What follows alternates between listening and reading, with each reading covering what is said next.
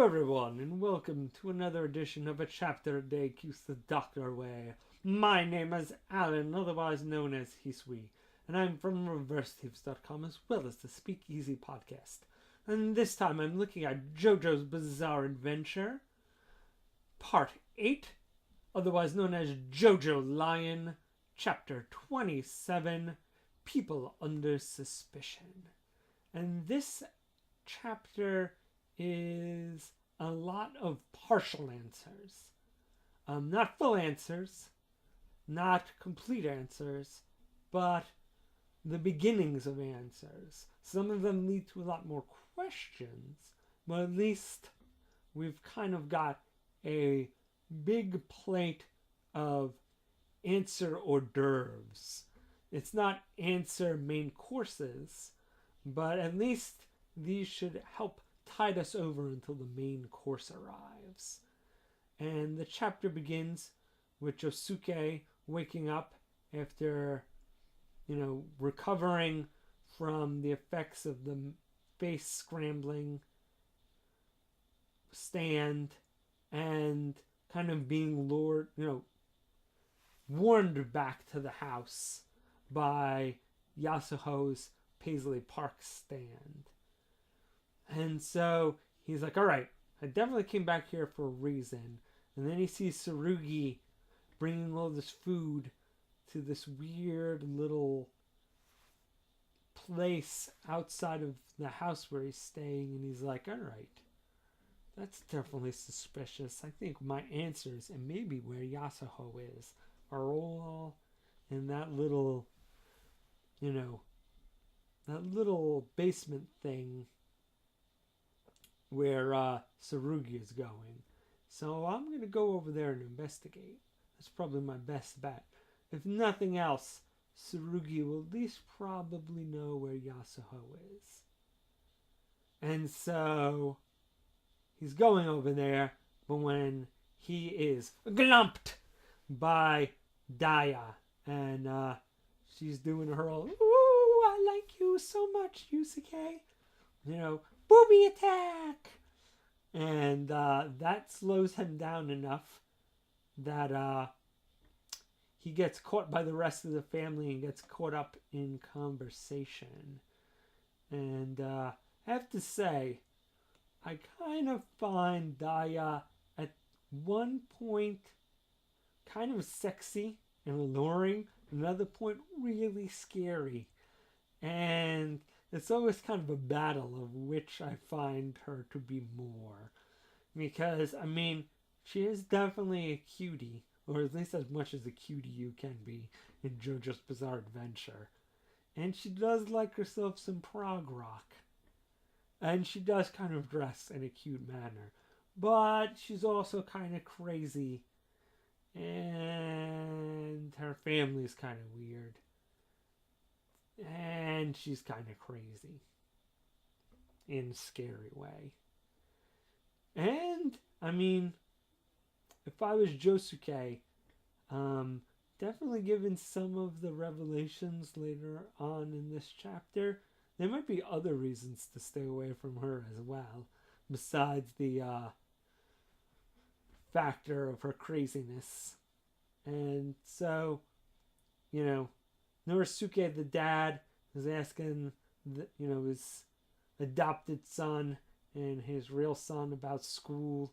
And Joshu totally still being a little bit out of it from the last day, as we find he has a huge welt on the back of his head. So he starts telling the story about how Josuke joined the basketball team and how he saved him from bullies and how Yasuho was making out with him and confessing her love and possibly having sex with him. And he's all like, Josuke, can't get into that because I got that. Oh, yeah. And Josuke's like, what the fudge is this dude talking about? And like every conceivable level. And he's like, I have no idea what this dude is talking about from anything that's left his mouth.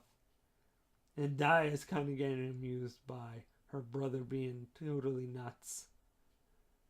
And so Noriyusuke definitely notices something is going on. I mean, he doesn't say a lot. And eventually Yusuke takes his opportunity to leave. And he sees once again Tsurugi being kind of suspicious by this little hatch outside of the main house. He goes to investigate and he bumps his head on some of the weird fruit surrounding the house. And he notices that it's a fruit he's never seen before. And all of a sudden, Norisuke is just boom, there. And he's mentioning that essentially, while they make a lot of fruit in the family, and that's what their fortune is, these particular fruits are made with the power of the walleyes and combining stuff. And so Josuke basically is like, alright, I want some answers. And Norisuke is actually oddly like, alright, I adopted you. I'm going to treat you like a son. Ask me questions. I'm probably not going to be able to answer them all to your full ability. But I'll do what I can. I'll answer as best as I would to any member of the family. And the audience and Josuke are like, what? Alright. I mean, I guess this is what we wanted. Not what we expected to happen, but, happy coincidence. Not gonna leave the gift horse in the mouth. And so he starts just barraging him questions like, what does Tsurugi and the maid have to do with my past? And how were you involved with the Joestars? And what's up with their disease? What's up with the diseases in general? And what happened to Yasuho? And what's up with the stand powers? And who put the bop in the bop shoo bop? And who put the ram in the ramalama ding dong? And he's like, I can't answer all that one. No one really knows that bop shoo bop one. But I'll give you some answers, but you gotta ask these questions in order, man. Cause that's a lot of questions. What's the important ones? And he's like, all right, why did you guys kill Kira? And he's like, whoa, whoa, whoa, whoa, whoa, whoa, whoa, whoa, whoa, whoa, whoa. Obviously, you know Kira's dead. And obviously, you know you're connected to Kira. But we didn't want to kill Kira. We had a bunch of reasons not to kill Kira. Kira's actually one of the last people we wanted to kill. And so we learned a lot of stuff in succession just from that one question alone. One, he makes it pretty clear that they're actually the ones who fused random unknown person, unknown to us person, and person he won't mention, with Kira. And he implies that they wanted to bring him back to life, or at least bring his memories back to life. Because apparently Kira had the cure for the disease that's plaguing both him, his family, and the Joestar family. So they obviously know that both families are afflicted with this curse from, Jesus' stand that was transported over to this country. So we know that at least both families should be aware of each other, or at least, Norisuke's family and Kira were aware of each other and were working on a cure for the curse/disease. And apparently Kira had it, but before he could share with anybody, he was murdered. And I'm wondering who the second person is. My speculation is it might be Jobin, because we haven't seen Jobin, and the dad does make it pretty clear that someone has to die to cure the disease. Kind of like when the JoJo in part 7 cured his family by dying. I got the feeling that as it stands, without the Kira cure, basically somebody has to give up their lives when a child is inflicted with the disease. Someone basically has to take it into themselves and die. So I'm wondering if Jobin died to save his son, and they took Jobin's body and Kira's body and mixed them with the wall eyes, and basically the two corpses became one living person, and that's maybe why they were so readily, that's why Norisuke was so quick to adopt him and answer all his questions, because he's technically half his son. And we'll explain why we haven't seen Jobin yet, even though the rest of the family is here.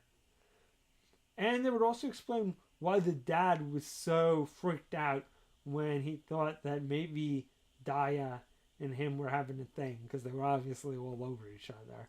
I mean, if Josuke is half Jobin, half Kira, then, that's still incest. And definitely why the dad would want to nip that in the bud and not want that going on. Which, once again, more reason that Josuke should stick with Yasuho as his romantic interest. As much as I might find Daya somewhat attractive, no incest, thank you very much. So, that's just my random theory. I mean, Josuke's other person might be someone completely different. We don't know yet. But, and so, yeah, they definitely we know they know how to use the walleyes. They definitely know about the Joestars. Their families are linked by the curse. And they didn't want Kira dead. And in fact, they want the information in his head. But I'm not sure how much they knew he would have amnesia when he woke up. But they obviously know now. And so, they had all the reasons in the world not to kill Kira. And so, after all those are explained, Josuke wants to push on, wants to go into that little cellar, and find out who's down there, and maybe find out some more answers. And the dad's like, sure, but I'm going to go with you. And so, Josuke is like, all right, I know you guys have stand powers. What's your stand power? And the dad's like, whoa, when did we become lovers? Whoa. No respect. He's like, you don't just go around telling people what your stand is. That's like, you don't even tell your family where your porn stash is. And you definitely just don't randomly show people your bum hole. And that's pretty much what you're doing when you're asking somebody their stand. It's like, hey, how long's your penis? You're like, whoa, I'm not answering that. Even if I was married to you, I probably wouldn't answer. Maybe intimately, you will see it, but not something you talk about. And so he's like, I'll mention it's a long range one, and he does kind of show it off a little. And obviously, his stand is made up of jigsaw pieces, so we know a little bit, but he won't go into any more about what it does or what it's like. Because the man just doesn't do that with another man. Or a woman he doesn't at least lust for. And so just as before they're going to go into the cellar, Yosuke is tagged by the evil architect Yagiyama. But Josuke, being a little more on the uptake, is like, whoa, wait! Some dude just touched me. And at first, the dad thinks maybe it's Tsurugi's stand or something. He's like, nah, this was definitely not a stand. It was definitely not a kid. An adult attacked me. And if you think about it, if Kira died around here, maybe there's somebody doing stuff. And so Um, yeah. Um, then they realize, oh, the attack is all these, ceramic urns. They're just accelerating towards us, and they try to dodge into the cellar, but they don't make it in time. And basically, they start getting crushed by these ceramic, you know, flower holders. As it's almost like drawing them into a singularity as it's cutting them up. And that's where the chapter ends. So, man, once again, a lot of parts of answers that kind of give us more questions, but at least we kind of have a little more understanding of, this family that Josuke is staying with. They're definitely holding back a lot of secrets, and there's definitely a lot more going on than what they're saying. But at least we kind of have a little more idea of where they stand, or at least where they pretend to stand. Um, you know, I don't think we should necessarily take all these things that we've learned at face value, but if they all are true, then we've learned quite a bit, even though we've gotten about just as many new questions as we did get answers.